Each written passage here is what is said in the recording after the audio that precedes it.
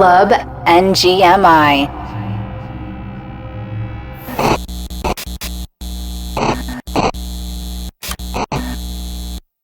Hey guys, today I'm going to walk you through minting from a contract. So why do you need to know how to mint from a contract? Well, what happens when the website is down and this is a project you're super excited to get into, there's high demand, and that's maybe one of the reasons why the website is down. So here what you're going to do is go directly to the contract.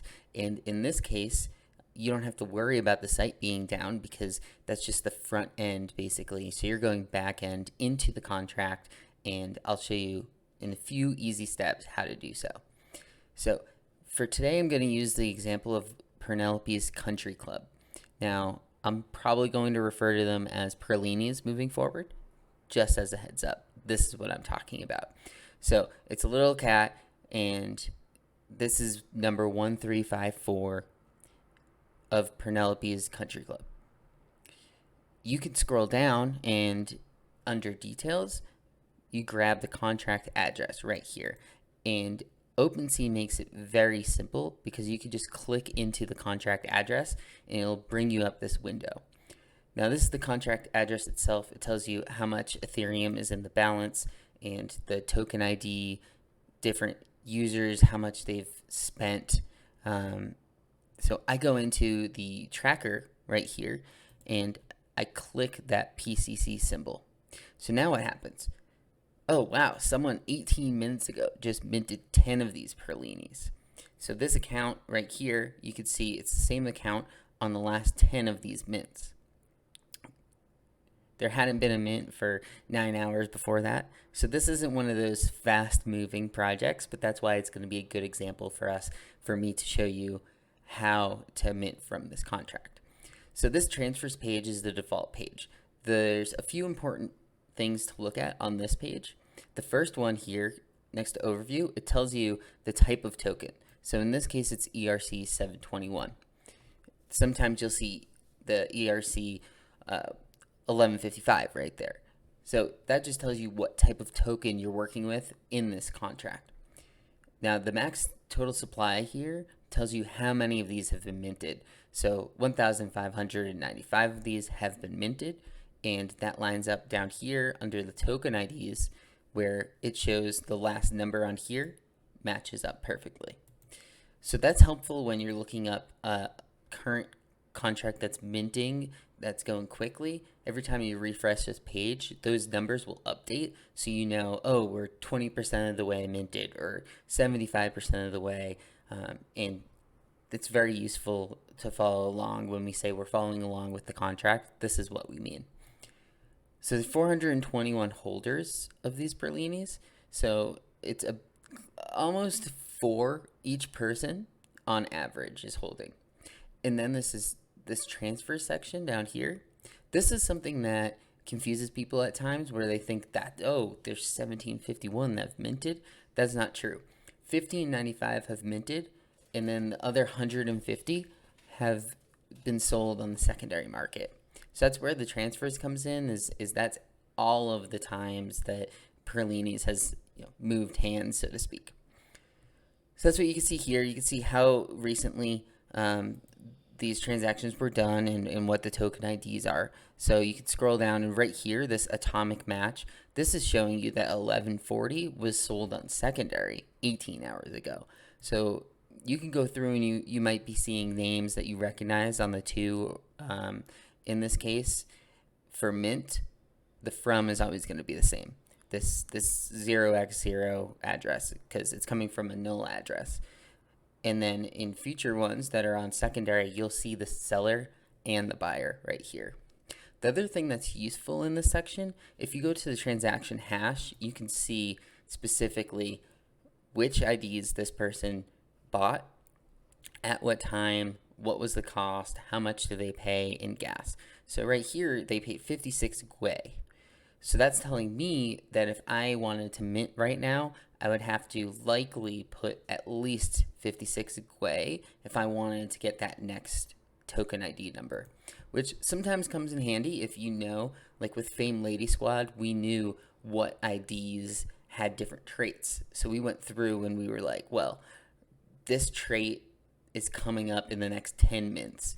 So if you go in and you want to get the next 10 mints, then you're going to jack up that gas so that you can confirm that you're getting one of those rarer traits. So sometimes that comes in handy, but I would just show you on this page, if you click the eyeball, this is like an abbreviated version of what we just looked at.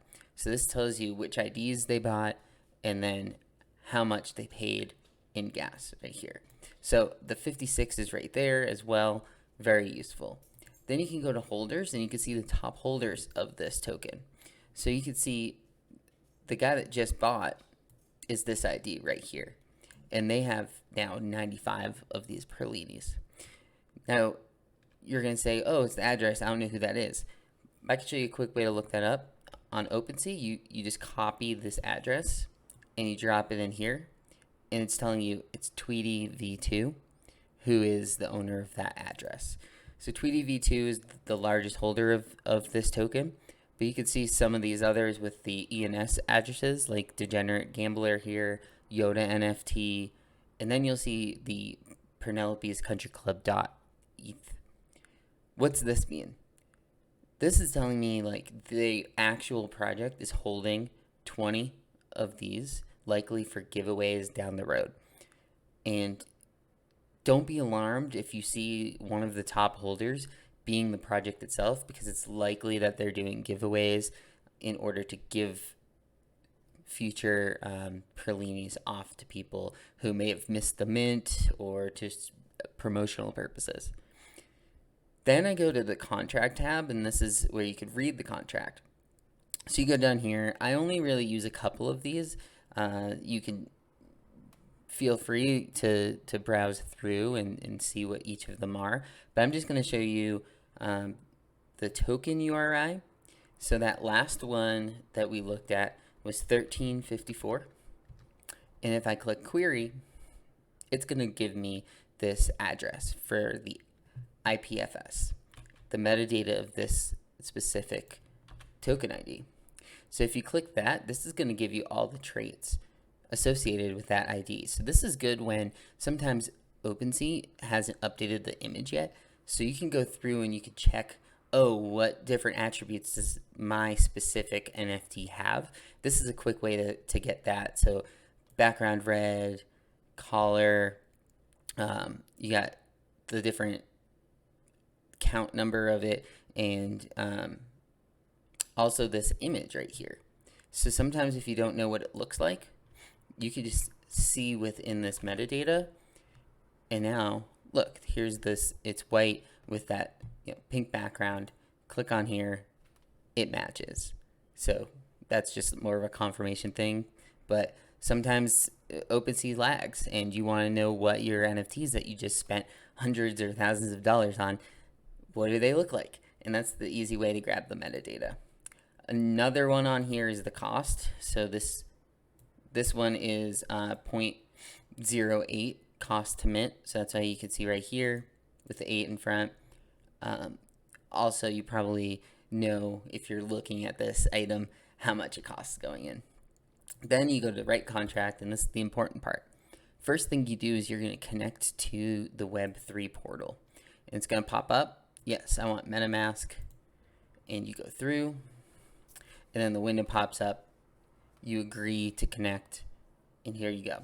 So now it's green, and now we're ready to mint.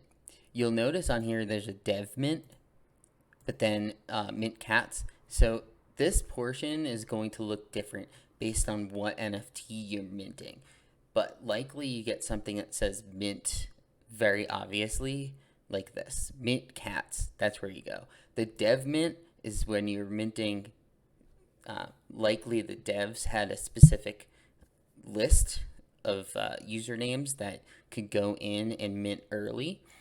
So you can ignore that for now, but mint cats is the one you want to do. The top portion of this mint cats, the payable amount in Ether is what it says, is that 0.08 mintable times the number that you're getting. So here I'm going to do 2. If you do 0.16 and then under number to mint is where you'll put 2.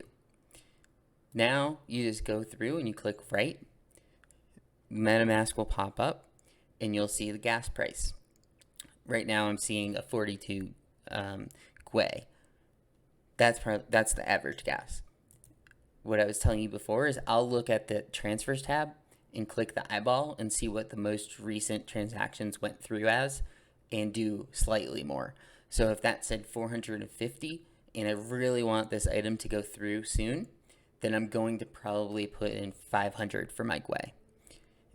If not, if it's like this case where it's only 40 GWE to get through right now, I'm not going to jack up to 100 because it's likely going to go through. I have plenty of time. It's only 15% of the total supply has been minted so far. So it's kind of the GWE gas, it's not something that you can easily say do this or that. It's kind of play it by ear, and each time you mint, it could be a different amount. And it's really what you're comfortable with paying. Sometimes if you pay more in gas, you're missing out on one or two more of these NFTs that you could have minted. So more personal preference in that sense. But yeah, so you go through, and then after is when you can go to the read contract. Once your confirmation is done, you would come into that transfers tab, and then you can check on the URI what yours looks like. Once it's minted, it'll pop up there. Sometimes when they say the metadata was released, then you could look up futures that haven't been minted on this token URI section as well. And so, yeah, that's basically it. If you have any questions, feel free to DM me or leave a comment below, and I'll be sure to message you back. I've been there. Anything that you have a question on, I've probably had the same issue before, so definitely willing to help. And like and subscribe to Club MGMI. We, on Monday nights at 9:30 Eastern, do live stream and interact with you in the comments or any questions you might have on everything NFTs. So thank you guys, and have a good day.